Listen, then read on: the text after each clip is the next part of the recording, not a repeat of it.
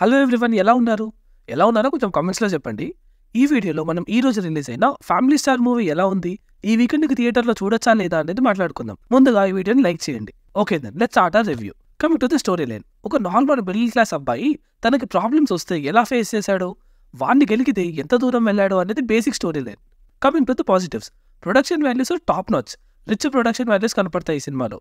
Cinematography by KU Mohan is good, చాలా వైబ్రెంట్గా ఉంటుంది cinematography. Writing విషయానికి వస్తే ఒక బేసిక్ స్టోరీ లైన్ని ఎంగేజింగ్గా ప్రజెంట్ చేయడానికి ట్రై చేశారు పరశురామ్ గారు.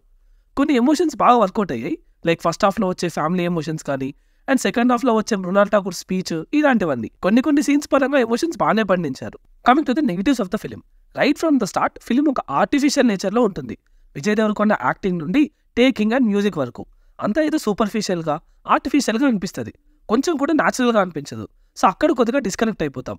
దీనికి మెయిన్ రీజన్ అయితే 100% Parashuram and few సీన్స్లో Vijay Deverakonda.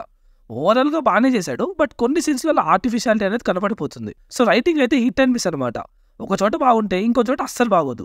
And కొన్ని ఐడియాస్ ఉంటాయి, లైక్ ఓవర్ నైట్లో రీచ్ అయిపోదాము. ఇంకా ఫస్ట్లో ఒక ఫైట్ సీన్ ఉంటుంది, ఆ ఫైట్ సీన్లో కూడా ఏదో ఐడియా పరంగా ట్రై చేశారు కానీ అది కూడా పెద్దగా వర్తీ అయితే అనిపించలేదు. సెకండ్ హాఫ్లో చాలా సీన్స్ రిపిటేటివ్గా ఉంటాయి.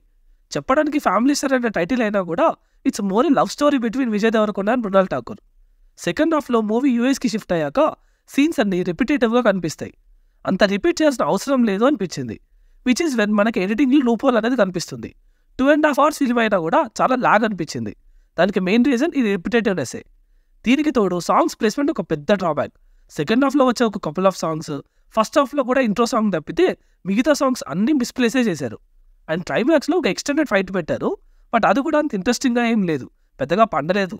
గోపీ సుందర్ గారి మ్యూజిక్ కూడా యావరేజ్గా ఉంది, బ్యాక్గ్రౌండ్ స్కోర్ కూడా అంతేం బాగాలేదు. Coming to the performances, Mrunal Thakur తన బ్యూటిఫుల్ స్క్రీన్ ప్రెజెన్స్తో పాటు ఎక్సలెంట్ పర్ఫార్మెన్స్ ఇచ్చింది. To be honest, she's the driving factor and major asset to the film. అంటే తను లేకపోతే స్టోరీ ముందుకు వెళ్ళదన్నమాట. తన క్యారెక్టరైజేషన్ కానీ, సెటిల్ యాక్టింగ్ కానీ చాలా బాగా చేసింది. నెక్స్ట్ విజయ్ దేవరకొండ చాలా బాగా చేశాడు.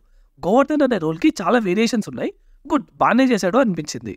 అండ్ నెక్స్ట్ జగపతి బాబు, వెన్నెల కిషోర్, ప్రభాస్ సీను, ఇంకా అదర్ యాక్టర్స్కి అందరికీ చాలా మంచి రోల్స్ వచ్చాయి.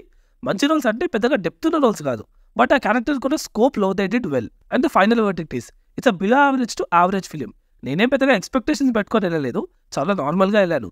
సినిమాలో మెయిన్ లీడ్ యాక్టింగ్, అక్కడక్కడ కామెడీ అండ్ ఫ్యూ సీన్స్లో ఎమోషన్స్, అంతే, ఇంకేం లేవు. ఒక 3-4 ఐడియాస్ పరంగా బాగానే ఉన్నా వాటిని స్క్రీన్ మీద ప్రజెంట్ చేసిన విధానం బాగాలేదు. ఫ్యామిలీ ఆడియన్స్కి కొద్ది గొప్ప నచ్చొచ్చు, అది కూడా గ్యారంటీ ఇవ్వలేను. కొంచెం హైప్ తెచ్చిన కళ్యాణి సాంగ్ కూడా లాస్ట్లో వేశారు. ఈ రివ్యూకి ఇంతేనండి. మా రివ్యూ మీకు జెన్యూన్ అనిపిస్తే please do subscribe and bell notifications on చేసుకొని అస్సలు మర్చిపోకండి. మళ్ళీ ఎగ్జైటింగ్ కంటెంట్తో మీ ముందుకు వస్తాం. Until then, signing off T movies for you.